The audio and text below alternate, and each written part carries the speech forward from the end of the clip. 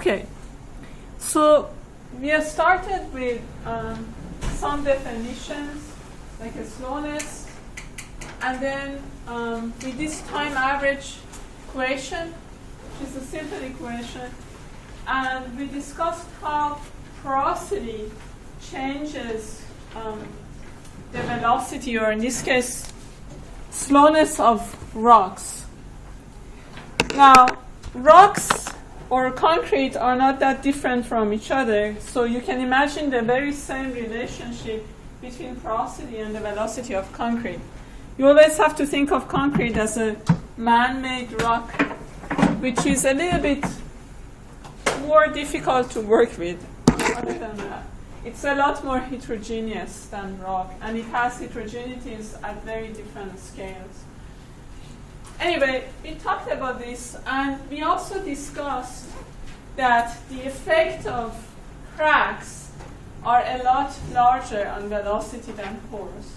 It's just because cracks are compliant, they can be closed and opened, and when a crack is closed, then it is as if the material is intact, so it doesn't see the pores. But pores are not very easy to close down. They are like spherical, ideally, and the pressure doesn't change them. Especially acoustic waves don't have that much energy. In any case, that's what we discussed last time, and the effect of mineralogy. And we said that the different rocks have different bulk moduli, so it changes the velocity. Also, cementation matters. And then the next topic, or the last thing that we talked about, was the effect of a stress.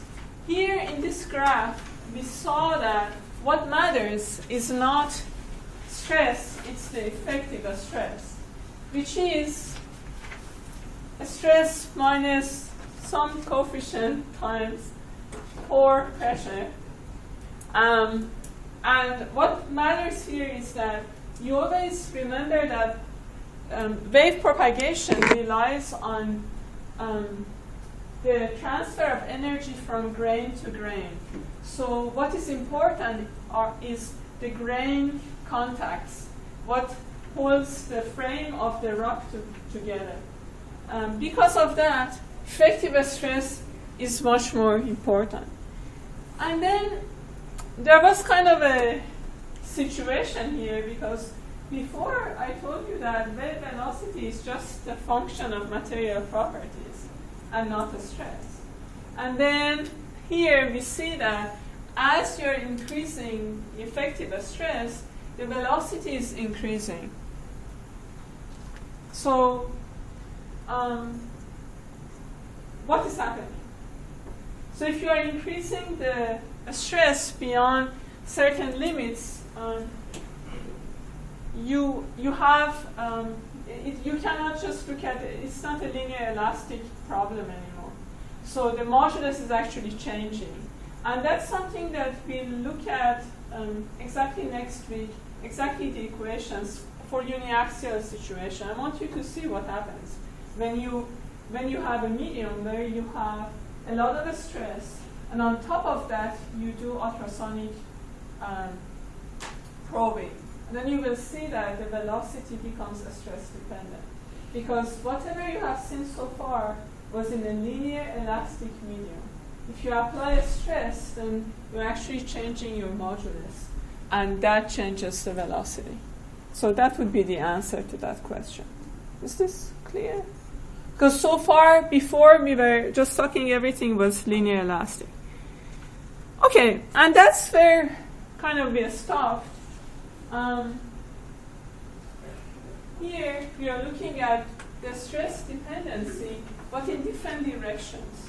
So basically, if you are pressing a material in one direction, and the material beforehand was completely isotropic, meaning that it had the same properties, the same velocities in all directions. Now, you come and you apply stress in direction 1. maybe I use 3 different colors.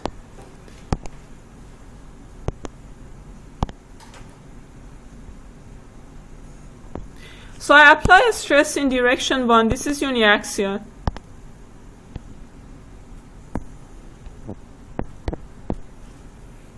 Okay?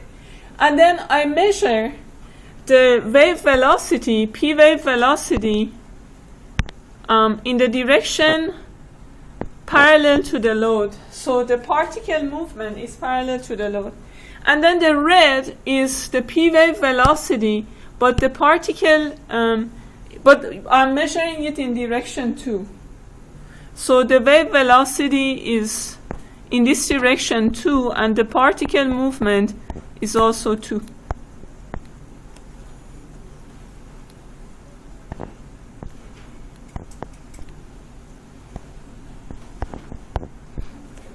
Yes? And how about the green one? The green is also propagating in perpendicular to the load, but the polarization is parallel to the load, is 1. And the purple one is also propagating in the direction perpendicular to the load, but the polarization is, I hope you see it right. It's kind of like that. It's in the board. 3. So 1, 2, 3. Yeah. Yes. Are we going to talk about the reason the velocity drops off as higher uniaxial stress is applied? Yes. Okay. But what is important here first is to see to discuss what we are seeing here. So before you come and before Yidin comes, I ask that we form groups today and trying different things to get you more engaged in the discussions. Okay. So we form groups. Ryan, Anurup, and Mervin one group. Clay, Tim, Peter, and Abby one group. And Chun, Yidin, Yun, and Gijin. Guijun? I don't want to. Yes. Guijun? I don't want to pronounce. Guijun. One group. And just discuss what information you get in this graph. What does he show with these different? If you want to summarize it, this figure 5, just from the experimental observation, what can you say? You are one group.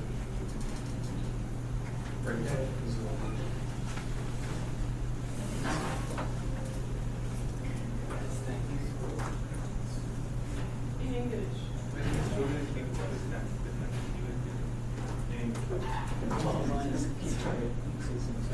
Yes, so along the axis.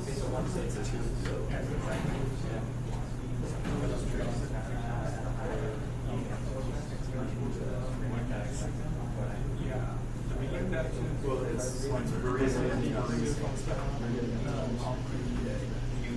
yeah, so it's like if you're testing pushing on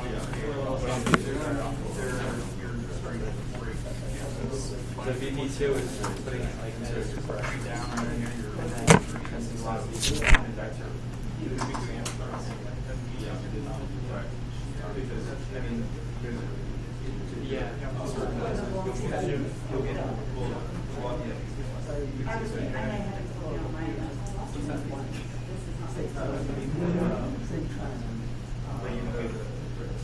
Thirty more seconds. So has to be fast.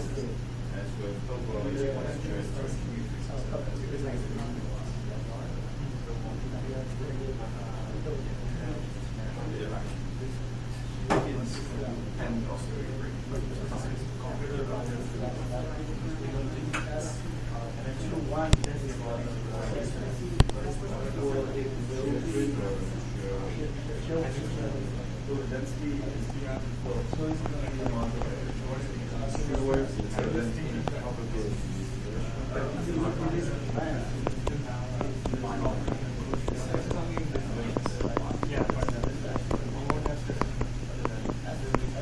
But then,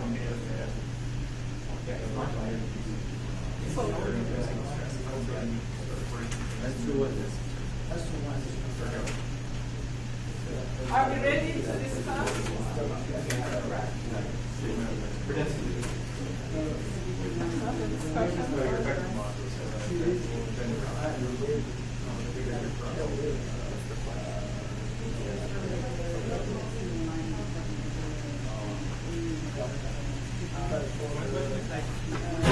If you're applying numeric stress, the only reason for that here is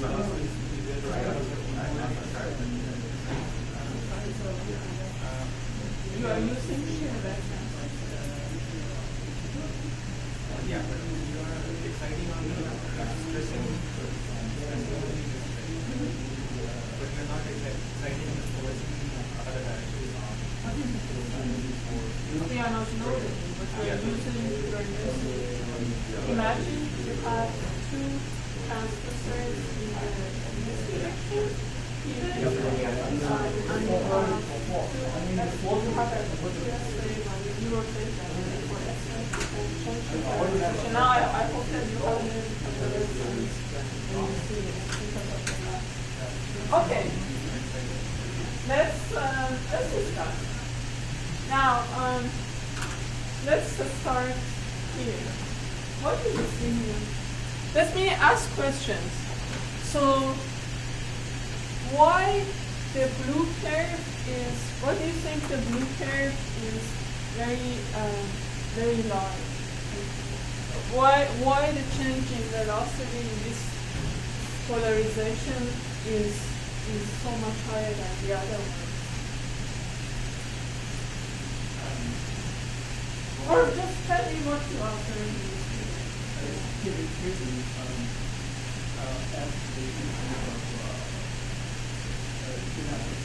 Exactly. It's a little large. We think that is due to the NS object. No, in the beginning, imagine this material in the beginning. If you measure in both directions, you get the same thing. What Firstly, anisotropy is this case? yeah, firstly, the Young model is track flow a little bit along this direction. So why does it increase larger when you measure VP1, but it doesn't increase as much when you measure VP2? So the crash flows in this direction along the parallel. But for the other direction horizontally, the crash can expand a little. That's why. In the other direction, it doesn't increase. That's a very good observation. Move in the back. Or whoever is this, the spokesperson. What else we can add to what? Basically, the previous group already said what he is honing on, which is, but what we were thinking is as you're looking at the different directions of the orientation of the sensors, and the physical that you're saying, for example, because it's a uniaxial stress that's being applied, the first is staying relatively constant, and I guess increase a little bit more as you apply higher uniaxial stresses, because it isn't actually observing due to its orientation of the sample, the compaction of the grains as you apply it. It's not really the grain compaction. It's more closer to the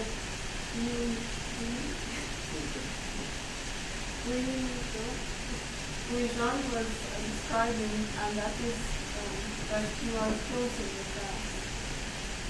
I mean, when I say crack, I don't mean damage. I mean any kind of interfacial discontinuity that you have. So you are not pressing. This is not so hard that you're actually touching the grains. So this is the mechanism. But for example, why we see that the S-wave the green is larger than purple. This will be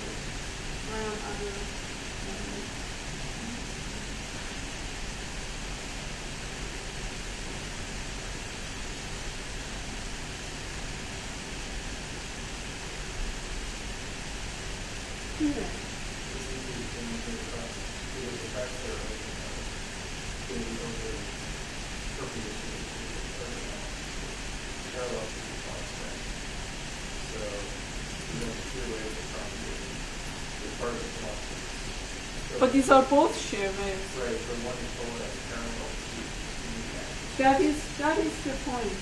So I think one observation we can make here is that the direction of propagation is not as much important as the particle polarization, the polarization of the wave. When you see that the particle velocity is aligned with the direction of loading, that's when you have the highest effect of stress. There is a whole theory behind it. This you can actually derive that you are going to get that. So, and that's, I will show you in uniaxial case in a week how we arrive there, how you can actually see that. But what I want you to see here and remember is that when you have a wave, whether it is S wave or T wave, if you have particle displacement which is parallel to the loading, you are going to see more stress dependency. So what we see here is stress dependency, because you see that this velocity is a stress dependent when you increase the stress. And now in the context of NDT, this is called acoustoelasticity. So sometimes with hyphen, sometimes you don't see any hyphen.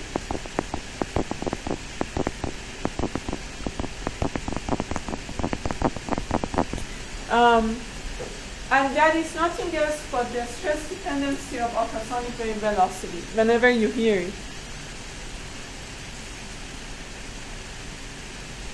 And as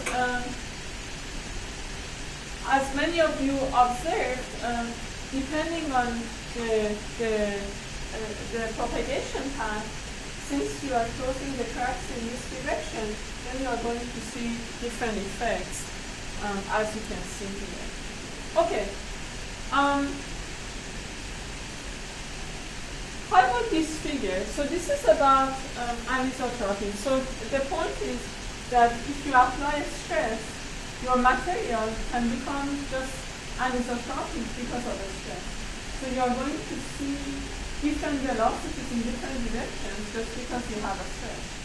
Well, in materials characterization, that's something that you have to be aware of. You can use it, you have to know it. In NDT, that's something you can use to measure stress. So, Anurup is probably something that is related to what your group does a lot. So, for example, in railways, one way to measure the stress, the residual stress in the railways, is to actually monitor the wave velocity. So you can monitor the wave velocity and you can correlate this to the stress. If you measure it along different directions, you can actually get the stress. And this is something that is being done, has been done since 1960s. So it gives acoustoelasticity, gives a way to do a stress measurement. And I'll talk more about the theory and so on next Thursday.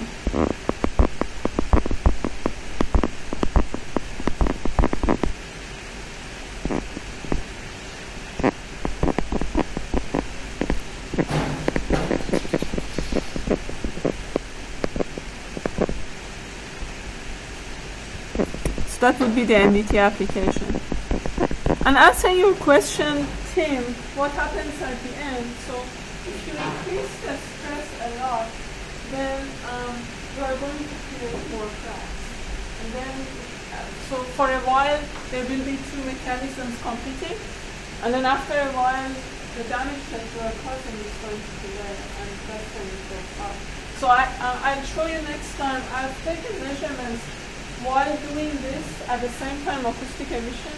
You see that whenever when you see this starts to flatten, the rate of the emissions go by, and then it becomes a lot, and then you are at the So this is correct way to think about it. I get my transforming the lowering the density of the fluid, and then that's lowering the velocity of the curve. If you lower the density, the velocity goes down. Oh, I'm sorry, you're increasing the So cracks, because they are very tiny, they don't have volume, actually don't change the density as much as they change the volume. Because you can, again, going back to what I said before, velocity and modulus is very dependent on crack life laws because they are compliant. So anything that you can kind of shape, that's going to affect your elastic modulus, anything which you can keep. Exactly. Because density is in the denominator. So. Now, my favorite topic, nonlinearity. Here in figure 6, Ritter is Ritter and Murphy. They are talking about a very related phenomenon, and that is when you don't have a quasi-static force. So in the previous case, you basically had a loading machine, and it's probably something that you do here because I've seen it something like that. And you measure the velocity, and all of us who have confining pressure do it. Now, he's saying that recently citing Paul Johnson, the two papers of Paul Johnson. I mean, this is something that here is in the 90s. He's saying that we don't have to have a loading machine. If you have, instead of a stress amplitude, you are going to see amplitude dependency. So now discussion figure 6. What does this show? Again, go back to the book and try to remember what this figure is about. I want you to be more prepared about the papers, because otherwise it's very difficult to find the situation papers.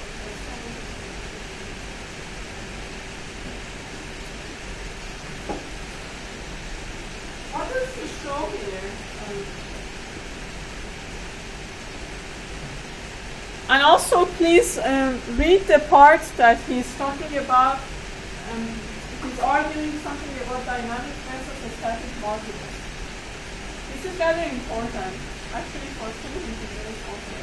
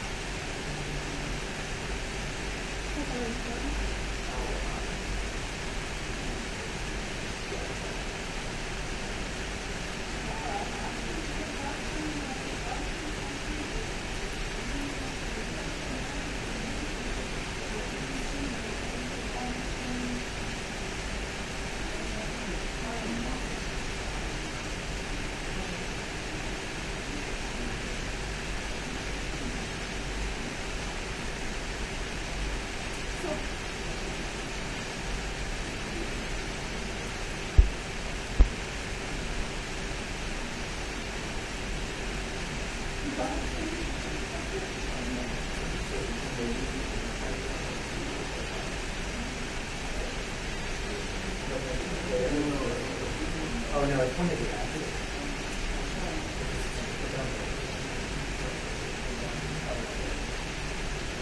Yeah, this is velocity. Now, if this is not, it's an old-fashioned. This is velocity.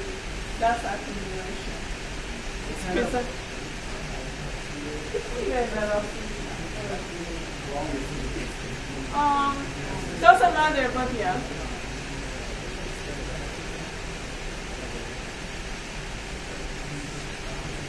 think this measurement is from resonance. I don't think this measurement. So it's the one in the last.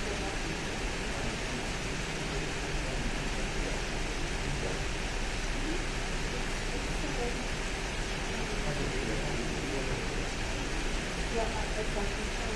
Very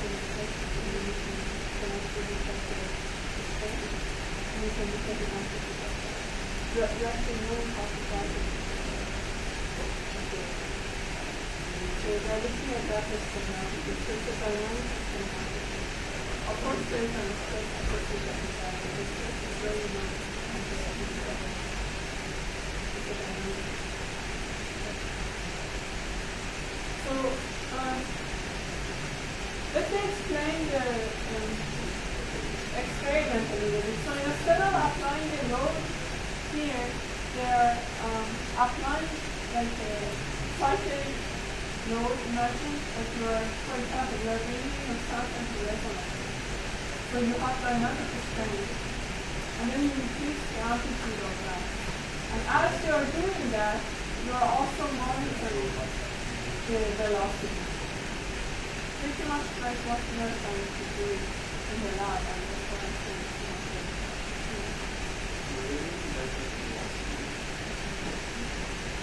I think this is from resonance. I think this is from resonance. Acoustics, I mean the first paper from 2009.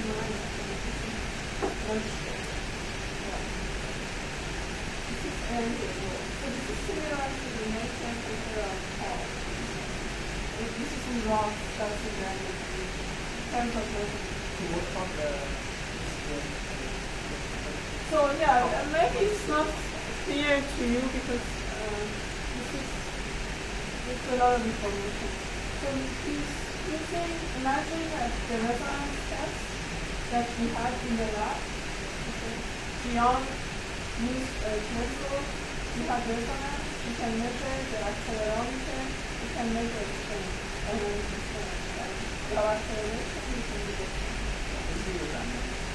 That's right, this is dynamic strain. That's the whole point about this comparison. So the top part is a static, quasi-static. You are increasing the steps. At each step, I don't know how exactly they have done it, but the way they have done it is you keep the stress constant and you try to take whatever measurements down. Then you go to the next step. So you have some things a little bit, but not much, and then you go to the next step. So the first, this one. Here, it's not like that. You use resonance, so you measure the dynamic strain, and then you increase the amplitude. And then, so the strain that you get is just the amplitude of, let's say, a sine wave. It's a dynamic strain. So Winter is saying that the observations have shown that you don't need to have static strain, you can have dynamic strain, and what do you see? You see that the velocity is amplitude dependent. It's a strain dependent. It is decreasing as you are increasing the amplitude. What does that mean? It means that as you are shaking the material, it becomes softer. That's another way to look at it. I'm sorry? What? Yeah, let me talk about why, because it's not very clear. But even now, but we can talk about that. And at the same time, attenuation is increasing. So you see velocity is a strain dependent, and attenuation is also strain dependent. I answered your question maybe right after. I don't want to forget.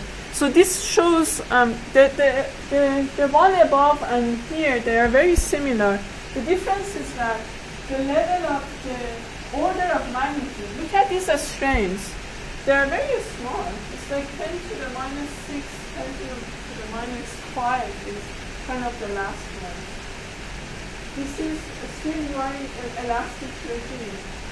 If you stop, it will all go back where it was. It's not reversible. Yeah. And here, normally it's much more. You have a lot more stress. If you just look at the beginning, yes, but then it's not elastic anymore. That's a static, this is dynamic. But here you see also this amplitude dependency. In both cases, this is the nonlinearity. It's not, you are not dealing with the linear elastic material anymore. You go to the nonlinear. The material, you activate, you besiege the nonlinearity.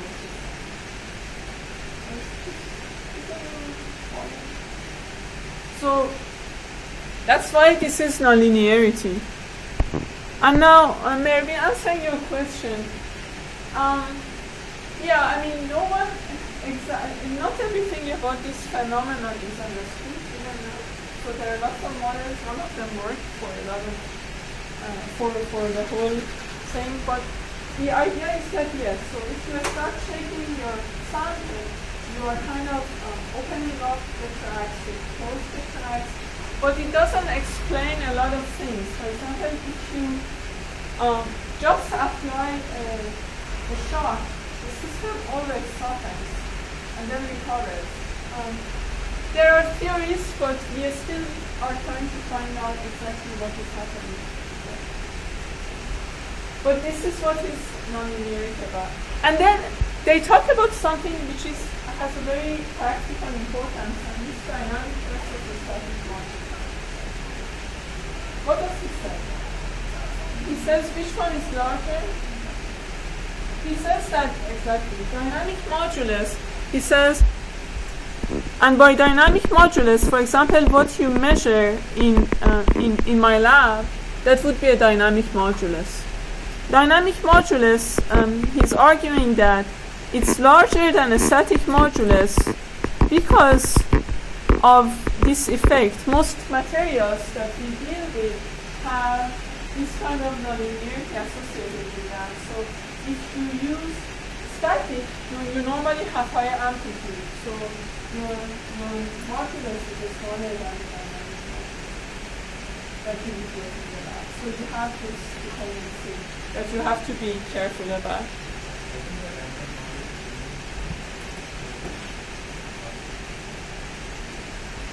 With velocity of waves? No, I mean, you know the relationship between the velocity and the dynamic modulus. Right? That's the one for example, in this case, it's pretty much the one given for vibration. So, of course, if you change the modulus, the velocity changes. So, you shouldn't think about it the other way. I mean, what does that mean? Like the velocity changes. But you have to, so if you have any dynamic, then that's why you are measuring the velocity based on that. I wouldn't understand how to interpret that. Yeah. So you're not the test is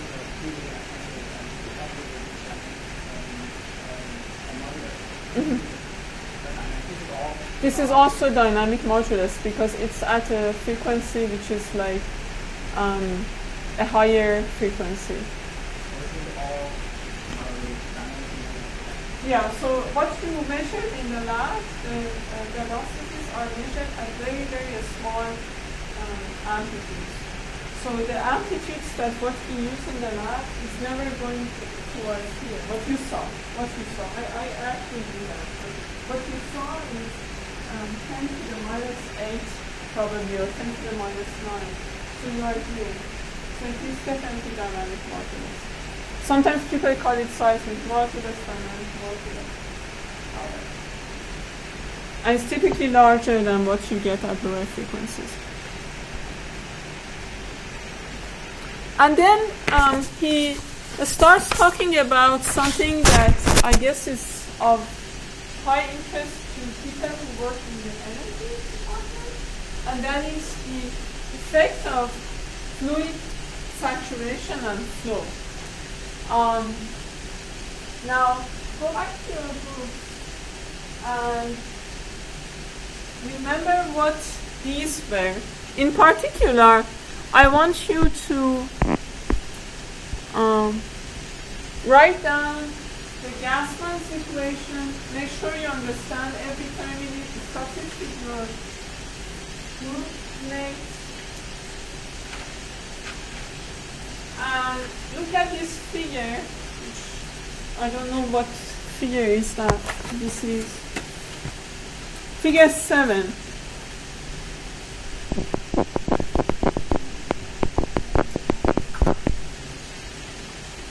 And discuss to see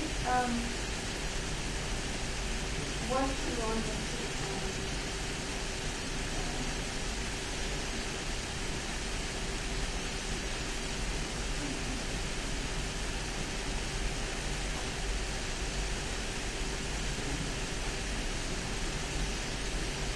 This is a very important equation if you are interested in, for example, finding out what type of fluid is flowing through the rock. It's also interesting in the sense that you see what would be the effect of water saturation.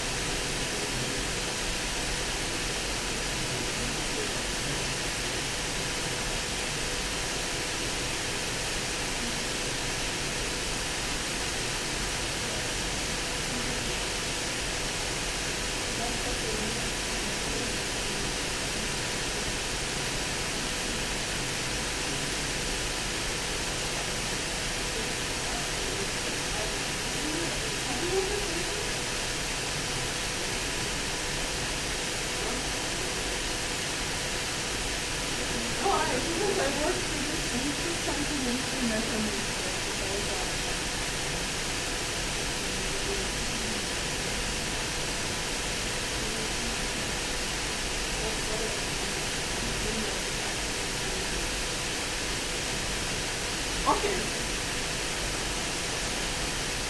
So, this is the gas mass equation. So, what does it say? Nicola is saying that what is also very important in changing the velocity is this fluid saturation. From the non-destructive testing point of view, it's important to understand what is the effect of water saturation on the body of the air. Especially if you go to the field, one day you may have had rain. So the question is, what you are measuring today is comparable to what you measured yesterday. The good news about acoustic measurements is that they are not as sensitive to water saturation. So as you can see here, for practical purposes, water saturation does not affect the computational velocity of the air. At least not until we are, if it is fully saturated, we'll talk about that, it jumps up, but until then it's not that much. So the damage effect is less. That's a good thing, because if it was very sensitive, we would have used it to measure water saturation, and we have used other campaigns the results from today. Like for example, electromagnetic testing, if it rains, you cannot go to the testing. So you have to actually ground cycling later. You basically cancel the testing before the after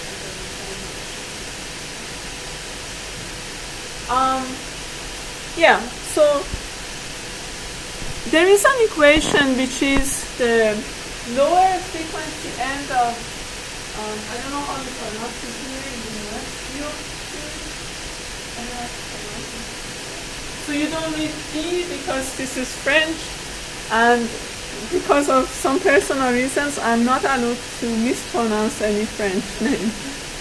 My husband is French, for some of you that you don't know. So, so it is Bio theory. What is K?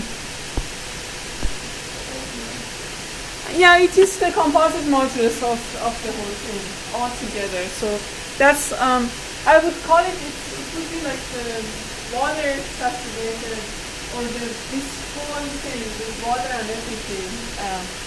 You can call it, yes, bulk modulus is a good thing. So I don't like the notation here. It's very confusing. That's why I want to make sure that everyone knows what everything is. It's the bulk modulus of the, let's say, water saturated rock. That doesn't mean that it is fully saturated.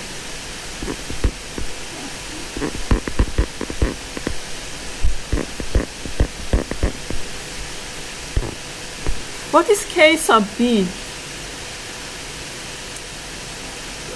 Yeah, it is when you draw. It is all of them are bulk modulus, but when it is the rock is dried, so it is like a dry rock, drained of any pore fluid.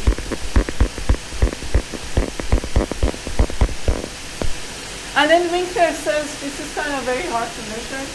So for practical applications, they just use the room-based modulus because if you try to dry the rock to its bone, it will be very difficult to do. But he is arguing that it still gives good results, etc. What is K sub S?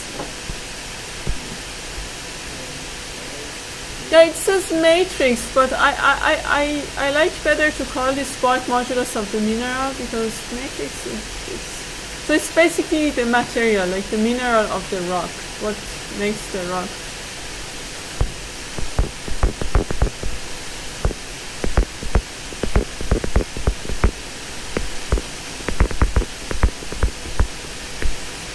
And that's the modulus of fluid. And the nice thing is that, well, something that maybe I should have discussed before is the fluid. So here there is non-propagating fluid. So because of gas, because of something similar to that, the fluid doesn't influence the shear modulus. I use G because, what is he using? That's very interesting. I see. Isn't that even, I think, for rock mechanics, because that's a very strange notation. And do we all know what bulk modulus is? Everyone knows in the class what it is. So bulk modulus is related to elastic modulus E that we are probably more familiar with, but it's nothing else but instead of dividing the change of force to the change of displacement, stress to strain, you basically divide the change of pressure to change of volume. So that gives you bulk modulus. So nothing to be worried about. And there are tables, you can see the relationship between bulk modulus, elastic modulus, and so on. For linear elastic material, you need two independent, so you can choose any of them. So here you can see what happens when you increase water saturation. Sorry, this was too fast. In this figure, we can see what happens when we increase water saturation. What happens? So now let's go to the group and see diffusion criteria. Ion, anaerobic, nearby group. I need a spokesman and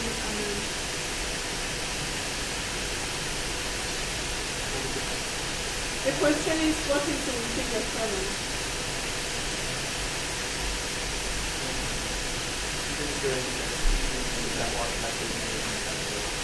Oh, but this is for non-destructive evaluation. But this the same figure has some information that is very useful for people who are looking for oil. What is this figure?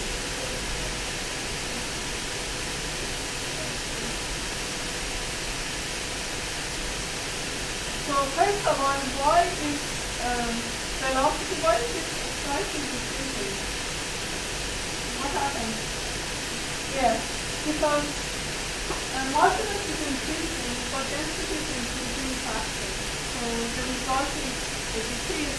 For computational wave velocity, up to the point where you are almost fully saturated, then you don't have any more gas, and then it just jumps up like that. So one practical, let's say, implication of this equation is that if you measure the velocity, these different velocities, you can get K sub S. So if you know the velocity, and if you measure the velocity of the saturated rock, and you also know the mineral velocity, and for that rock you also know it's dry, then you can get modulus of this fluid. And this can tell you if you have water or oil. So these are liquids. It works even in the field. We tested this in the lab for a proposal, and this equation very well describes the dependency on water saturation, so it was actually interesting.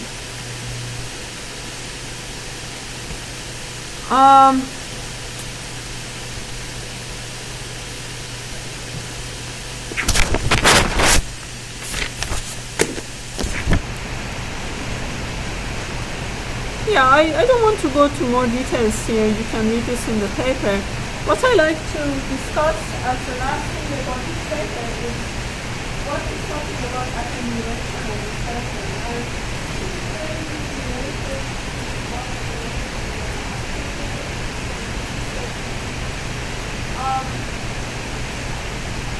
I want you to get back to the groups and look at a few things.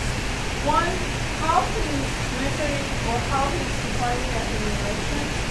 And then second, he is talking about mechanism. What are the mechanisms of attenuation? He says that people first thought that friction and sliding was the main thing, but then we changed their mind. Why did they change their mind? So, I feel like it's not and then he's talking about scattering. That's something that we saw in the lab. And in the context of scattering, try to see if you can define what actually scatters the wave. What is it talking about? Remember, scattering is the wave not going around the electricity, but in the context to go from the source and the like the star taking off and then going to how this is related to the next scale of capability, what this has anything to do with dispersion, and finally, what is Sayer's model, and what is Peter's model. A lot of things, so we can write it down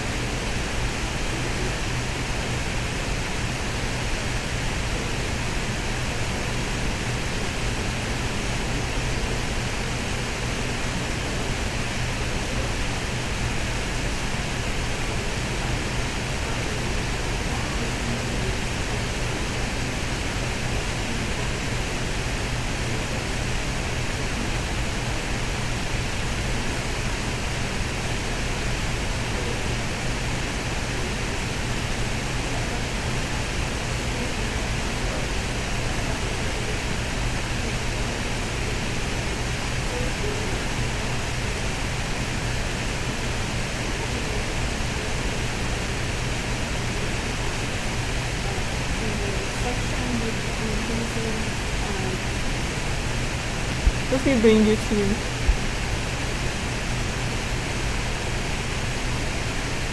Oh, we don't have it. Oh, yes. Sorry.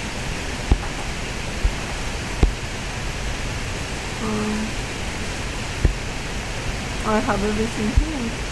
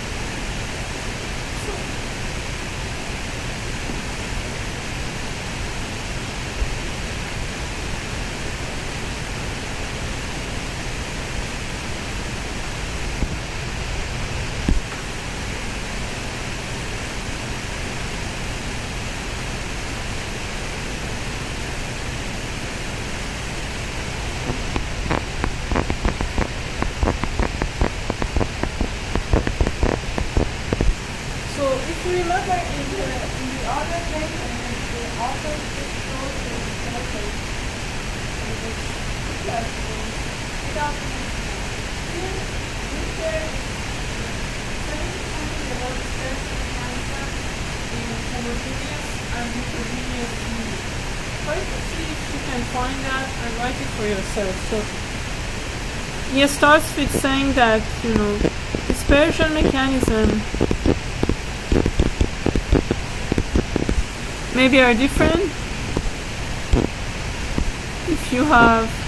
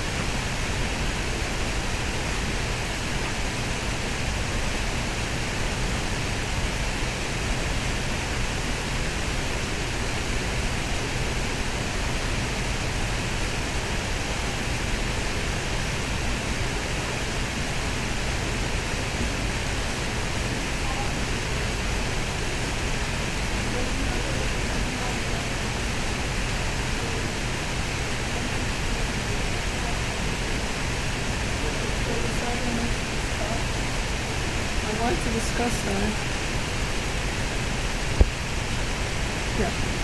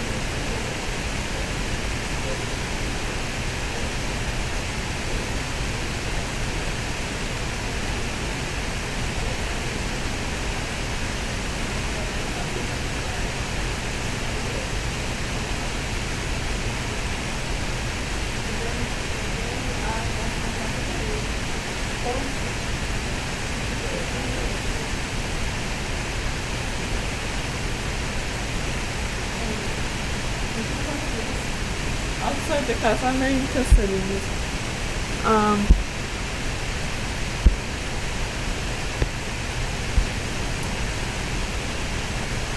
So, what does he say? Group Yibin.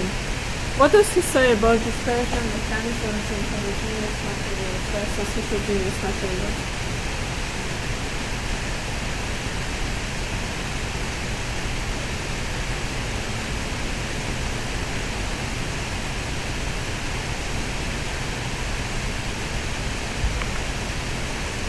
He's saying that if you have a homogeneous rock, what changes the dispersion, which is now frequency dependency. So before we were talking about the stress dependency, amplitude dependency, and this is frequency dependency. If the rock is homogeneous, the main mechanism, he argues, is it's fluid-solid interaction. He uses this term or something similar. Okay.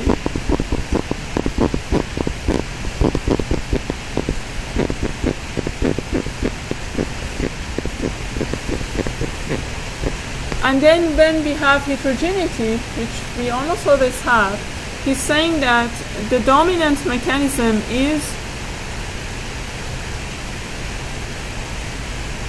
scattering.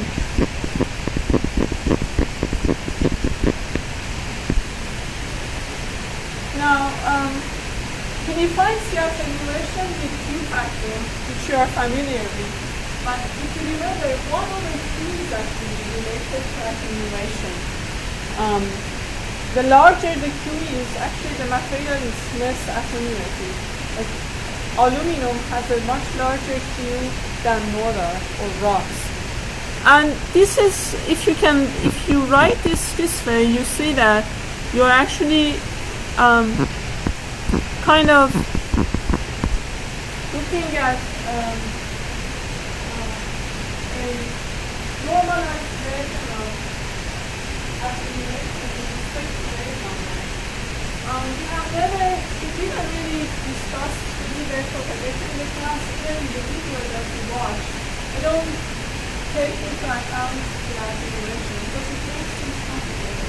But if you look at the equation of the 3D wave propagation, the typical equation that we have, you kind of see why this is, why you would want to normalize this by K.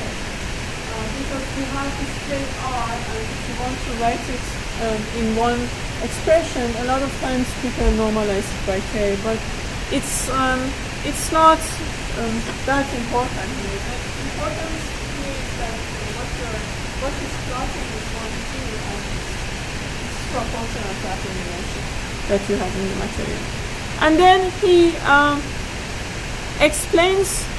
he tries to discuss different mechanisms for attenuation. This is very important. He says, first, people were thinking that the grains inside the material, if you concrete, you have grains, and rocks, you have friction in the concrete. And every experiment is supporting that. But then what if they observe that the main thing that maybe is not the main mechanism?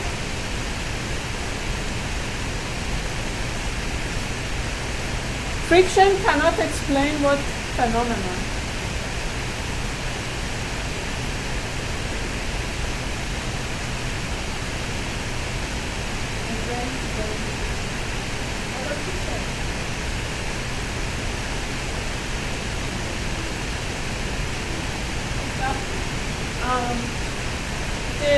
They're very, like, sliding between grains, what they had in the beginning.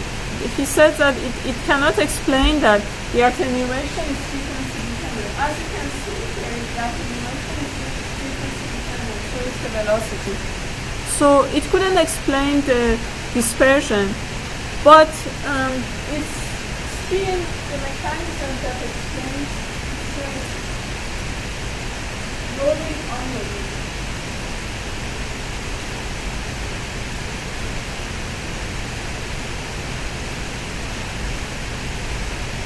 So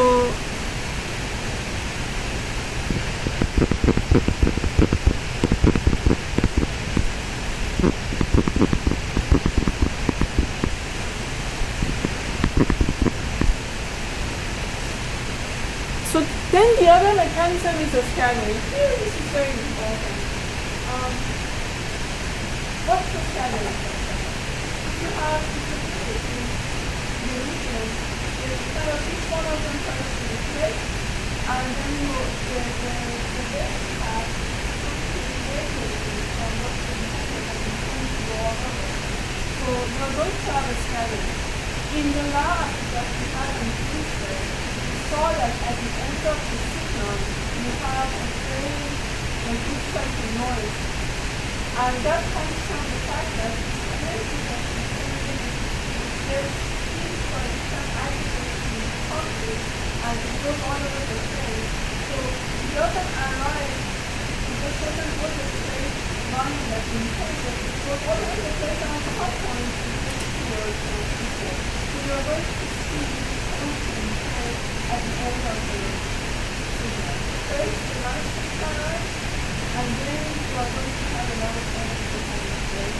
What you saw from first was the scattering part of it. So now, when does it happen? What does he say about, first of all, what are the scattering? What does he say? Exactly. If we're dealing with grains and pores, he talks about grains and pores. And then, when does it happen? When we, yes. Exactly. When the wavelength is comparable to the heterogeneities. What is the wavelength? Let's remind ourselves, if you have the wave velocity divided by frequency, that's the wavelength. When it is in the same order of magnitude of the grains, then you are going to have a scattering.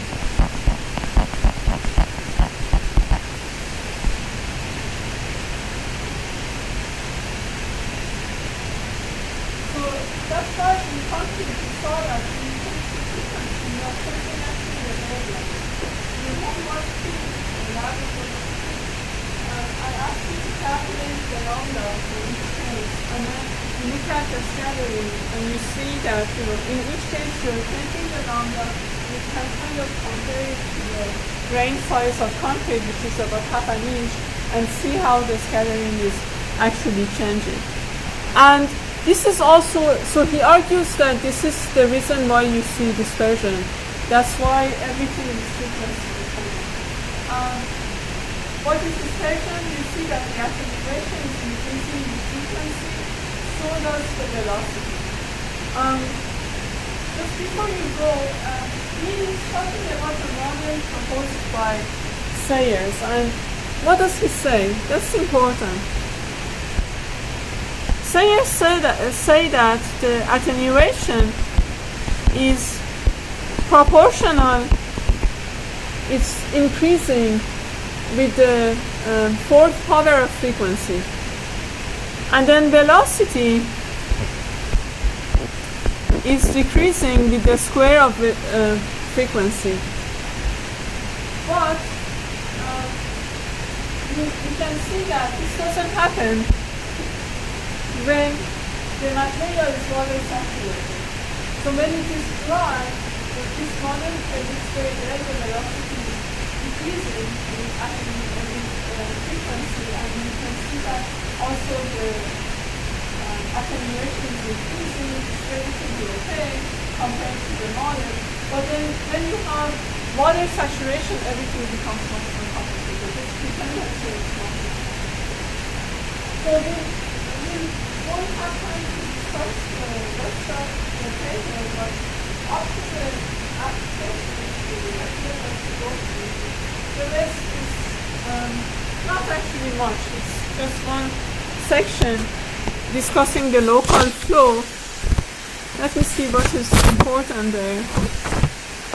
The dependencies are important, that you just see that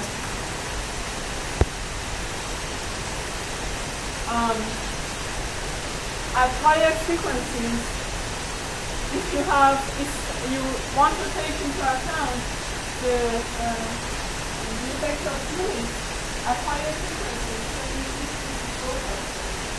And then the water structure of the rock becomes important.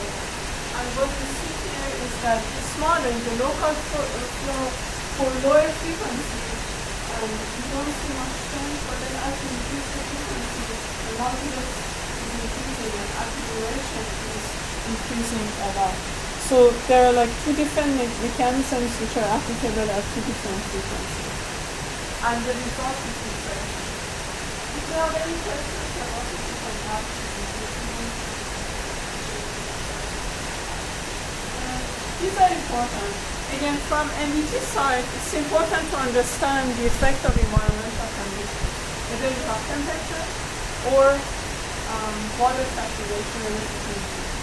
From the material characterization side, if you are interested in that theory, it's very important to understand how it affects the parameters of the metal, so you can actually extract what you need from the metal. So that's why this is important. Anyway, so yeah, that's